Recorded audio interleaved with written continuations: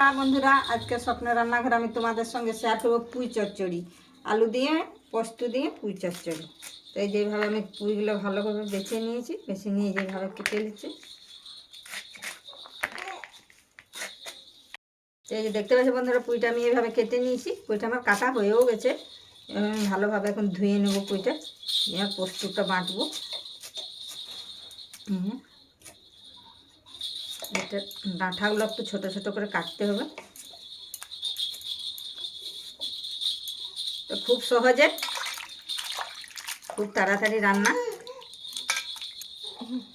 এই যে আলুটা আমি সিদ্ধ করে নিয়েছি। পুঁইটা কেটে নিয়েছি আর আলুটা আমি সিদ্ধ করে নিয়েছি। বন্ধুরা, কড়াই তেল দিচ্ছি আমি।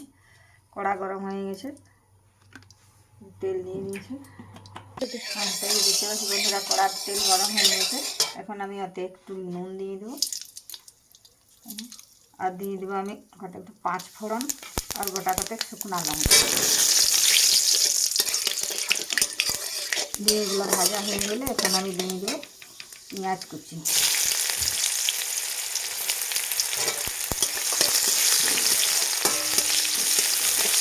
পেঁয়াজটা ভাজা হয়ে গেছে, এখন আমি দিয়ে দেবো পুঁই শাকগুলা।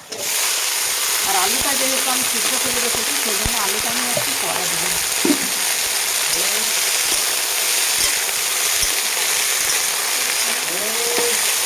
আলুটা আমি সিদ্ধ করে নিয়েছি।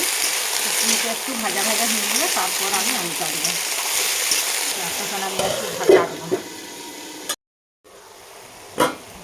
এই যে দেখতে পাচ্ছি বন্ধুরা, পুঁইটা হাফ আমার ভাজা হয়ে গেছে। তাহলে এখন আমি এটাতে আলুগুলো দিয়ে দেবো। সিদ্ধ করে রেখেছিলাম আলুগুলো দিয়ে নিয়েছি। এখন আমি একটা দেবো নুন দিয়ে দিলাম। দিয়ে দেবো একটু হলুদ, দিয়ে দেবো কাঁচা লঙ্কা বাটা,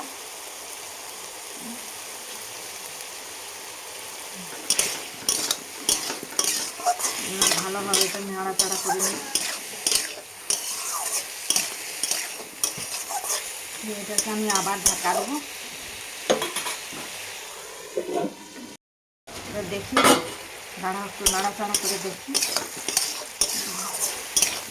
আর একটু জল আছে, এই জলটা সম্পূর্ণ জলটা মরে যাবে, তারপর আমি পোস্তটা দেবো। তারপরটা আমার পুঁইটা সিদ্ধ হয়ে যাবে। এই যে দেখতে পাচ্ছ হাফ সিদ্ধ হয়ে গেছে। এই জলটা মরে গেলেই পুঁই ডাঁটাগুলো সিদ্ধ হয়ে যাবে। খুব সহজে রান্না। আর একটু ঢাকা দেবো আমি। তো এই যে দেখতে পাচ্ছি বন্ধুরা, এই যে কড়াই যে সবজির জলটা বেরিয়েছিল, সেই জলটা সব মরে গেছে। এখন আমি এটাতে পোস্ত বাটাটা দিয়ে দেবো।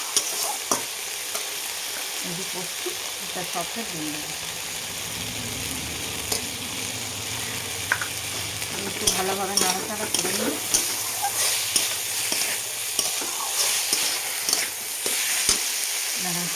একটু পোস্ত ধোয়া জল দেবো। জল দিয়ে আবার আমি একটু নাড়াচাড়া করে নেব। আর একটু জল দিতে হবে, দিলে যে ডাঁটাটা একটু বাকি আছে সেটা সম্পূর্ণ সিদ্ধ হয়ে যাবে। আর আবার একটু জল দিই, এই জল দিয়েছি। ব্যাস, এখন আমি আরেকবার ঢাকা দেবো।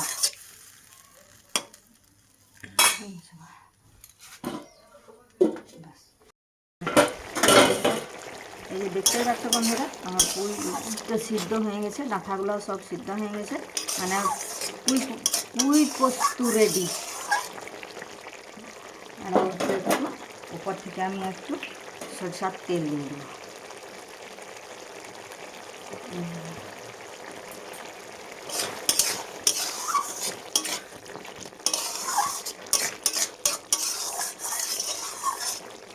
পুঁই পোস্ত মানে পুঁইয়ের চচ্চড়ি। এখন নামাবো। তো এই যে দেখতেই পাচ্ছ বন্ধুরা, পুঁই দিয়ে আলু দিয়ে পোস্ত দিয়ে চচ্চড়ি কি সুন্দর হয়েছে।